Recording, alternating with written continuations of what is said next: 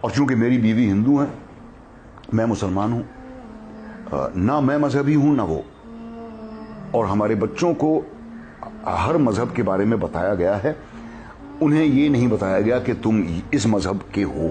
اب یہ کبھی کہیں پر بلیف تھا میرا کہ یہ فرق جو ہیں یہ دھیرے دھیرے مٹ جائیں گے۔ مجھے یقین تھا کہ ایک ہندو عورت سے شادی کرنا ایک ہیلتھی پریسیڈنٹ ہے۔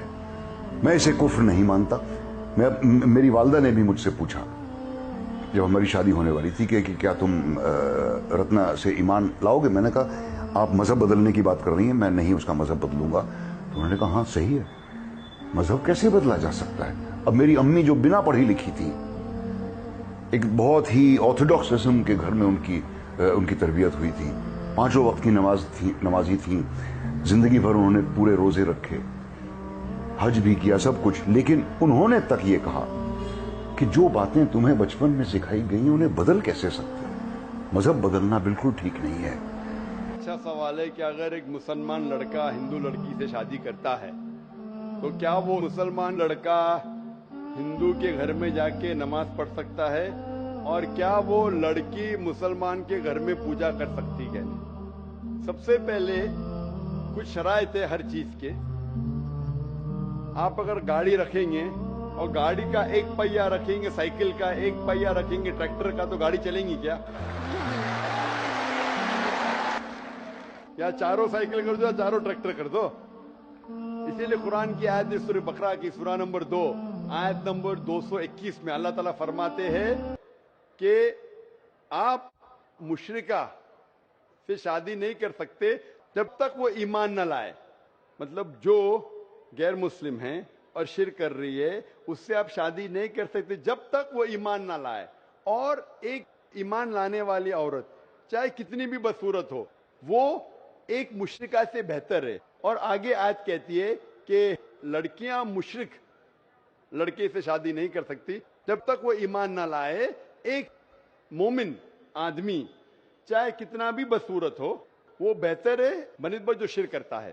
اس کی وجہ یہ ہے کہ اسلام میں لکھا ہے کہ اگر آپ خدا کے علاوہ کسی کو اور پوچھتے ہیں، کسی اور کی عبادت کرتے ہیں، یہ سب سے بڑا گناہ ہے۔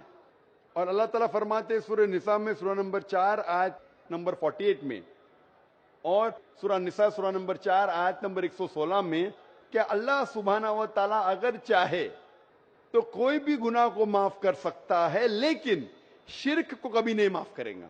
اگر ایک انسان مشرک جیسا مر گیا تو اللہ تعالیٰ کبھی بھی اسے معاف نہیں کر سکتا۔ جس نے ہمیں زندگی دی، جس نے یہ ساری چیزیں ہمیں دی دنیا میں، اگر ہم اس کو گالی دیں گے، اس کے علاوہ کسی اور کی عبادت کریں گے، یہ شرک ہوا۔ تو اسی لیے اسلام میں اجازت نہیں ہے کہ ایک مسلم لڑکا یا لڑکی کوئی مشرک لڑکا یا لڑکی سے شادی کرے، یہ اجازت نہیں ہے۔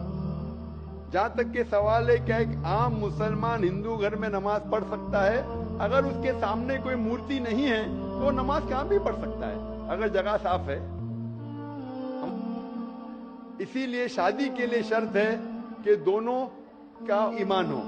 اور اگر آپ ہندو مذہب پڑھیں گے تو ہندو مذہبی کتاب میں بھی یہی لکھا ہے جو میں نے پہلے پیش کیا، پہلا جو سوال تھا بھائی صاحب کا، اور میں نے کہا کہ ہندو مذہب میں بھی یہی لکھا ہے، ناتس پتیماستی، اس ایشور، اس بھگوان، اس خدا کا نہیں، کوئی مورتی نہیں، کوئی فوٹوگراف نہیں، کوئی پینٹنگ نہیں، کوئی پورٹریٹ نہیں، کوئی آئیڈل نہیں، کوئی اسٹیچو نہیں۔ اگر یہ مان لے کہ کم از کم جو یکساں ہے ہندو اور اسلام کے مذہبی کتاب میں، کم از کم اس کے اوپر عمل کرے تو اکثر ہمارے مشکلات دور ہو جائیں گی۔ جو یکساں نہیں ہے اس کو کل ڈسکس کر سکتے ہیں۔ اور اگر آپ تحقیق کرتے ہندو مذہب کی کتاب پڑھتے اور اسلام مذہب کی کتاب پڑھتے، دونوں میں لکھا ہے خدا ایک ہے، دونوں میں لکھا ہے کہ خدا کا کوئی بت نہیں ہے، دونوں میں لکھا ہے کہ خدا کے علاوہ کسی اور کی عبادت نہیں کرنا چاہیے، دونوں میں لکھا ہے کہ آخری پیغمبر محمد صلی اللہ علیہ وسلم میں، دونوں میں لکھا ہے کہ شراب نہیں پینا چاہیے۔ میں حوالے دے سکتا ہوں اور میں تقریر ایک دیا ہوں، similarities between Islam and Hinduism, اسلام اور ہندوازم میں یکسانیت، دونوں کتاب میں ہے۔ آپ اگر پڑھیں گے قرآن مجید میں سورہ مائدہ سورہ 5 آیت نمبر 90 میں لکھا ہے کہ شراب پینا حرام ہے.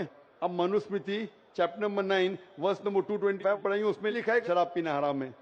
قرآن میں لکھے سورہ مائدہ سورہ نمبر 5 آیت نمبر 3, سورہ بقرہ سورہ نمبر 2 آیت نمبر 173, سورہ انعام سورہ نمبر 6 آیت نمبر 145 اور سورہ نحل چیپٹر 16 ورس 115 میں حرمت علیکم المیتۃ والدم ولحم الخنزیر وما اہل لغیر اللہ بھی.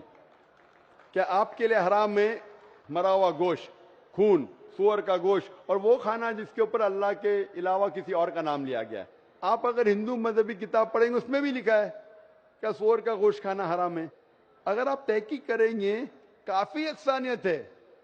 اسلام مذہبی کتاب میں لکھا ہے قرآن میں سورہ نور میں سورہ نمبر 24 آیت نمبر 30 اور 31 کے اندر حجاب کے بارے میں, عورت کو الحمدللہ حجاب میں ہونا چاہیے, سر سے ڈھکا ہونا چاہیے اس کا جسم.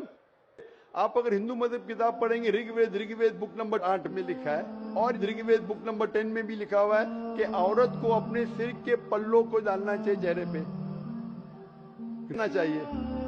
اور اسلام مذہب میں جو مذہبی کتاب میں لکھا ہے, لیکن افسوس کی بات ہے کہ مذہب کے ٹھیکیدار یہ چیز کا ذکر ہی نہیں کرتے. کیوں؟ اسی لیے میں حوالے دیتا ہوں.